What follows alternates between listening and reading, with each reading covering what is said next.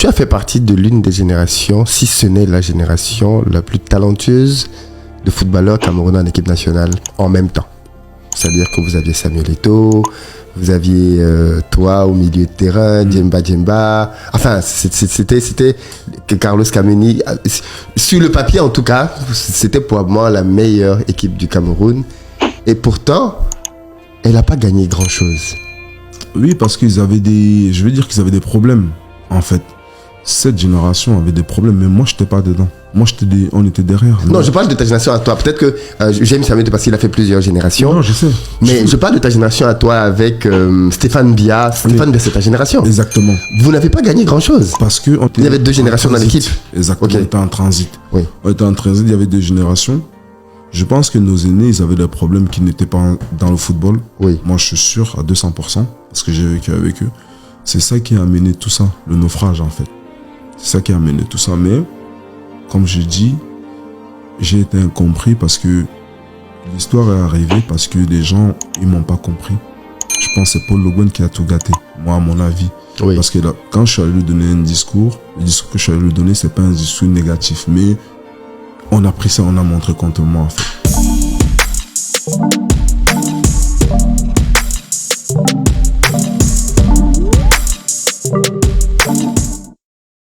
Qu'est-ce qui s'est passé avec Paul Le Guen? Parce que Paul Le Guen était venu me voir au mois d'avril, on jouait contre Everton. À la fin du match, j'ai dit, coach, écoutez, vous savez, moi j'avais suivi un discours comme on était à la CAN. Les aînés là, ils avaient fait un rassemblement, ils étaient en train de parler. Et ils disaient qu'ils attendent pour avoir de l'argent, ils vont pas accepter tout ce qui se passe là. Ils vont essayer, s'il faut gâter, ils vont gâter. Donc moi, quand j'ai compris ça, dans mon coin, parce que le jour-là, on m'avait injecté, je suis allé voir Paul Le Guen, il est venu me voir, il est venu me voir en jouer. Et je lui dis, coach, vous savez, les gars, là-bas, de l'autre côté, ça va être compliqué. Donc, si on va à la Coupe du Monde, essayez de trouver un discours adéquat pour pouvoir motiver, même si le capitaine veut parler, il faut qu'il trouve une façon de parler à ce joueur, c'est important.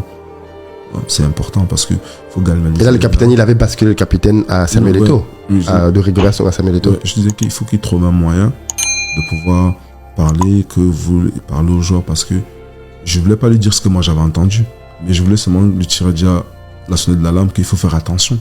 Donc je lui dis comme ça, il me dit non, tu veux dire quoi que c'est le capitaine qui fait? Je dis non, j'ai jamais dit ça. Moi, je vous ai jamais dit que le capitaine, je parle même pas du capitaine. Je vous dis juste que faites attention parce que on risque d'avoir des problèmes. Il me dit non. Je dis, c'est pas il ne fait qu'insister sur le capitaine. Moi, je dis non. Je dis, moi, je sais même pas si le capitaine fait l'équipe. Si c'est le cas, moi, je suis même pas là-bas, donc je ne sais pas. Moi, je te dis juste ce qui se passe. Que fais juste attention parce que voilà. Les gars sont en train d'attendre ça pour pouvoir faire des choses. C'est là où mon problème arrive, en fait. Parce que moi, en pensant bien faire... En alertant, ouais. J'ai mal fait, en fait. Donc, c'est de là que j'ai commencé à avoir des problèmes, en fait. Parce qu'en se disant que peut-être, ou parce que Rigo discutait le brassard avec Samuel, ou parce que ça veut dire que... Mais, sur la tombe de mon feu père, non. Jamais. J'avais pensé. Donc, je suis rentré dans un truc là où on m'a mis un truc que, à un moment donné, quand tu vois qu'on te donne des coups pour rien, tu te dis, ok, c'est pas grave. Je prends, mais aussi je veux me défendre. C'est pour ça que j'ai commencé à me défendre. Je me défendais pas parce que j'ai jamais pris la cause de dire que... Parce que les gens sont dit, oh, parce que... Comme Rigobert, c'est un nom, c'est un... Jamais. J'ai commencé à me défendre. Je dis, ok, comment vous me frappez? Il n'y a pas de problème. Parce que c'est inadmissible qu'à cette époque, le Alexandre Song qui va jouer la Coupe du Monde 2010, on me met sur un banc de touche, non. Parce que moi, Paul Le Guen, je lui dis, même Samuel qui est là aujourd'hui, on le met à ma place numéro 6, je suis meilleur que lui. Il ne peut pas jouer mon ballon à mon poste. À son poste, c'est le meilleur, il n'y a rien à dire. À mon poste, je suis le meilleur, il n'y a rien à dire. Moi, je n'invente pas. Le rectangle vert, je lui ai dit, ramène tout genre d'entraîneurs au monde ici, dans cette équipe. On nous fait faire un match de foot 11 contre 11. On va voir qui est le meilleur à son poste. Moi, je dis numéro 6, il n'y a pas mieux que moi. Parce que je sais que je le mérite, je sais que je peux le faire. Je sais que je suis meilleur à mon poste, là où je suis meilleur que tous ceux qui sont là, à mon poste. Donc, ça a créé une zizanie. C'est pour ça que j'ai dit, à un moment donné, quand tu vois que tu vis de l'injustice, à un moment donné, pour rien, juste parce que, je sais pas, j'ai rien fait. J'ai juste dit, hé, faites attention. Donc, on s'est dit que peut-être, Rigo, moi, on ne cause pas. J'ai jamais parlé de Rigo par rapport au brassard, par rapport à ça, mais ça me concerne même pas. Même pas. La preuve, quand on était en Coupe du Monde, Rigo était assis avec les Samuel, moi j'étais assis de l'autre côté parce que je suis au bout, j'étais le plus jeune de l'autre côté, avec les plus jeunes, avec Nembia, ma bande, je vais dire, des jeunes. Quand ils venaient s'asseoir en bas, je disais non, moi je les intriguais, je dis retournez là où vous êtes là-bas les anciens, venez pas ici, laissez-nous tranquilles. Mais ça a pris notre tournure. C'est pour ça qu'à un moment donné, quand tu vois que tu prends des coups d'injustement, mais des gens viendront dire que oh, il a fait ceci, ah, il a fait cela, mais les gens ne connaissent pas la vérité. À un moment donné, quand tu prends trop de coups dans ta vie, tu dois faire quelque chose. Ma seule façon, j'ai appris à me battre dans la rue. J'ai rien appris d'autre. Quand tu vois que tu prends des coups injustement, je prends des coups depuis que je suis petit. Injustement. Donc, à un moment donné, qu'est-ce que tu veux que je fasse, Philippe? Je suis obligé de se dire que non, c'est de trop. Arrêtez, moi, j'ai rien fait. Et j'espère qu'un jour, j'aurai l'occasion, c'est parce que la vie, elle est bizarre, parce que les gens ne peuvent jamais dire la vérité, c'est ce qui est mauvais. Parce que si moi, un jour, j'ai l'occasion, à Paul Logan, je dirais la même chose. Je n'ai pas inventé une histoire. Ce que j'ai dit est véridique. Je le regarde, je dis ce que j'ai dit. Est-ce que je t'ai déjà dit tel? Est-ce que je t'ai emporté tel? Non. C'est après quand j'ai vu qu'on veut commencer à me mettre sur le banc de touche, quand un journaliste vient me voir, me dit qu'on va pas te faire jouer. C'est là que je me rends compte qu'en fait, je suis dans... Mais est-ce que tu penses vraiment que c'est l'histoire du brassard qui est la cause de tous les problèmes de l'équipe à cette période-là? Que tout est parti de là? Non, je pense qu'ils ont d'autres problèmes. Ok. Moi, je pense. C'est mon avis, moi, je dis encore. Ok. Je pense qu'ils avaient d'autres problèmes qui dépassaient le cadre du football. Ok. Moi, c'est mon avis. Je dis bien c'est mon avis. Parce que je pense que c'est ça qui a amené la zizanie. Mais moi, j'étais un petit garçon, donc je ne savais pas ce qui s'est passé là-bas. Mais je pense que c'est en dehors. Ça, c'est mon avis. Je pense que ça n'avait rien à voir avec le football. Parce que quand on fait les choses, je veux dire, l'équipe nationale chez nous au Cameroun, c'est particulier. Je dis c'est particulier. Les gens, on a tellement de pression. C'est que ceux qui ont joué, les aînés qui ont joué avant, ont mis la barre tellement haute. Oui. À un moment donné, le public est vraiment... Intransigeant, oui. Exactement. Et quand tu as un public intransigeant, il faut donner le résultat comme il faut. Quand on est, alors je vais dire, à couteau tiré, on ne doit pas réfléchir. Ça veut dire qu'il faut mettre les joueurs qui sont capables. Quand on regarde ici aujourd'hui, on se dit, bon, ok. Je prends un exemple. L'entraîneur veut dire que Alan Nyom, par exemple, c'est un très bon joueur. Il veut jouer le match, il va jouer arrière droit. On va dire non. Ce genre de match, c'est un match de guerrier. On va dire à Stéphane, on va dire Mbia, joue arrière droit. Parce qu'on sait que il va aller au charbon. Parce que le problème, c'est qu'à un moment donné... Alan Nyom va au charbon aussi.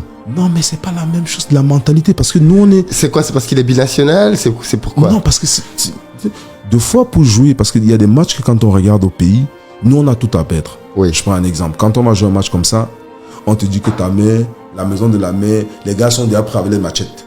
Ah, vous dites pas ça? Mais bien sûr. Tu es au stade, on te dit que si vous vous amusez aujourd'hui, on va cogner chez ta mère. C'est des risques que... C'est des choses que... Et forcément, ils n'ont pas. Oui, ils connaissent pas. Donc, quand toi, tu joues un match comme ça, un match qui est capital, où on te dit que ta mère, elle peut partir là, elle se prend une claque, ou ton frère se prend quelque chose au quartier, qu'est-ce que tu vas faire? Tu es obligé de doubler les efforts. Ouais. Peut-être lui, il va jouer tranquille, il veut gagner, justement. Il veut donner le meilleur, ça c'est sûr. Hein. Mais l'enjeu peut-être n'est pas pareil. Ouais. Lui va finir de rentrer, toi tu vas finir, tu vas aller voir ta mère au quartier, tu ne vas pas passer où on insulte ta mère. Non, chaque enfant va être fier de ses parents ou de sa famille. Donc quand tu joues devant ta famille, tu as le droit de donner le meilleur de toi.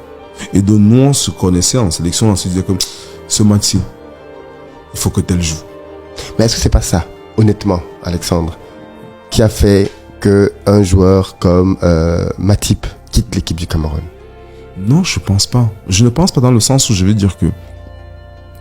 Vous savez... Parce que Matip part, parce que de ce qu'on a compris, il estime qu'il a le niveau pour être titulaire dans cette défense et qu'on préfère mettre quelqu'un d'autre. Alors, je crois que c'était Chedjou, mais il estime qu'il a sa place de titulaire dans cette défense. Est-ce que c'est pas ça le point qui a fait qu'un gars comme Matip, qui est une grosse perte pour l'équipe du Cameroun, ait décidé que si cette équipe-là, c'est pas les meilleurs qu'on fait jouer, c'est parce qu'on dit que tel est mieux que tel, moi je ne reviens pas?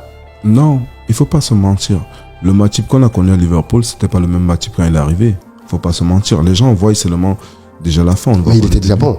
Non, son talent n'est pas à discuter. Hein. Matip, c'est un super joueur, même quand il est arrivé. Mais je vais dire, Aurélien avait un peu plus d'avance sur lui quand il est arrivé. Matip jouait, malheureusement pour lui, jouer au championnat allemand. Aurélien jouait au championnat à Lille. Il est sorti champion de France. Il jouait tous les jours. Ça n'enlève rien du talent de Joël, parce que Joël, il le mérite, je vais dire. Mais le Joël qui est arrivé à Liverpool mais alors, je suis d'accord. Mais il y a eu des matchs où il a joué quand même. Parce que j'ai l'impression qu'il jouait certains matchs. Oui. Et d'autres, il ne jouait pas. Oui. Et je crois même qu'il avait beaucoup joué pour les qualifications. Et c'est peut-être maintenant au moment de la Coupe du Monde qu'il n'a pas joué. Non, pas pour les qualifications. Je me rappelle bien, il a joué le match contre l'Allemagne en Allemagne. Oui, c'est vrai. Le match de préparation qu'on a fait. Choupo aussi, oui. Franchement, il a fait un super match. Oui. Ça, je suis d'accord. Oui. Et ça, il faut pas. Il a fait ce qu'il fallait faire. Il a fait son travail. Bon, maintenant, c'est la question de se poser au coach. Parce que Aurélien avait fait tous les matchs. Un coach allemand. Oui. Voilà. Donc, je ne suis pas bien placé. C'était pour moi, Joël par rapport à ce qu'il avait montré. C'était parfait. Le match qu'on a fait contre l'Allemagne. Mais il ne faut pas oublier aussi que Aurélien avait fait aussi des matchs. Oui, c'est sûr. Tout au long. Est-ce que la balance, moi je ne suis pas entraîneur, est-ce que l'entraîneur a préféré la balance de mettre...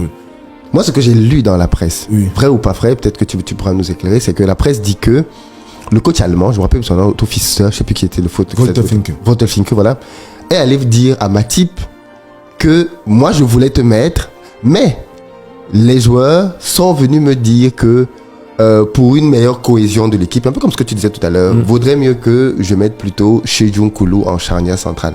Et que ça, apparemment, il l'aurait très mal pris. Ça, par contre, je peux pas... Ça, c'est ce que j'ai lu dans la presse. Vrai ou pas vrai, je sais pas, mais c'est ce que j'ai lu. C'est pour ça que je dis que ça, je peux pas me permettre de dire quelque chose que je connais pas. Ok. Parce que deux fois, comme j'ai dit deux fois, il faut vérifier cette information. Tout à fait. Est-ce que la presse a relaté ce qui est juste ou Tout pas? à fait. Parce qu'on a un problème, on a de l'amalgame chez nous. Deux fois, des gens, c'est pas tout de la presse, il y a des gens, deux fois, qui font les choses pour des intérêts, il y a d'autres qui ne font pas, il y a ceux qui font aussi leur travail, qu'il faut aussi féliciter, mais malheureusement, dans ce travail aussi, il y a ceux qui sont là pour les autres. Tout à fait. Donc, je ne peux pas me permettre, mais j'ai dit bien, vu ce que le match avait produit ce jour-là contre l'Allemagne, j'ai dit, sa copie, elle était parfaite. Exactement. Maintenant, comme j'ai dit, c'est l'entraîneur, je ne sais pas comment il a fait. Ça balance parce que je n'ai pas un souvenir quand on a la Coupe du Monde où on s'est assis, on a dit au coach que voilà tel joueur qu'on va mettre. Ce qu'ils ont fait, j'étais pas là. Je vais dire. Donc, je ne peux pas me permettre de dire, moi, j'ai dit que des choses, des faits. Je ne veux pas me mettre, j'ai jamais entendu ça quand on allait en Coupe du Monde. Moi, je savais que je vais à la Coupe du Monde, je vais jouer. Donc, pour moi, on n'a jamais fait une réunion quelconque. Ou sauf s'il a vu des joueurs à part, parler avec eux. Ça, je ne sais pas. J'ai aucun souvenir que l'entraîneur est venu me voir un jour en Coupe du Monde pour me dire que tel joueur veut jouer, tel ceci. Non. Mais, comme je dis, Joël, il pouvait le revendiquer parce que, comme je dis, il avait une stature, il était arrivé un joueur qui... C'est normal. Mais la sélection, de fois quand tu arrives en sélection et qu'un joueur a déjà commencé à confirmer, c'est un peu compliqué. C'est un peu compliqué. Donc, il faut avoir son temps de pouvoir... Sauf si un joueur... C'est pour ça que je dis que le Matip, quand il est arrivé à Liverpool, le joueur, la personne, c'était... Là, moi-même, c'est le meilleur, oui. Voilà, même moi-même, je dis, on n'a pas besoin que... Même si l'autre avait joué 150 matchs ou je veux dire, parce que ce qu'il avait montré, il avait passé ce statut et il était devenu autre chose. Ouais. Je veux dire, et c'est logique. Parce que nous avons commencé comme ça. Tu commences en bout de chemin. À un moment donné, c'est comme si on va me dire aujourd'hui, je prends un exemple, c'est comme si on va me dire aujourd'hui que André ou Zambanguissa qui sont à Manchester ou à Naples, on va venir les dire non. Parce que c'est des joueurs qui ont déjà fait, ils ont quand même une stature qu'il faut respecter à un moment donné. C'est pas, ils sont pas arrivés là par hasard. On a pourtant trouvé le moyen de mettre André Onana au banc de touche. Ça, c'est autre chose.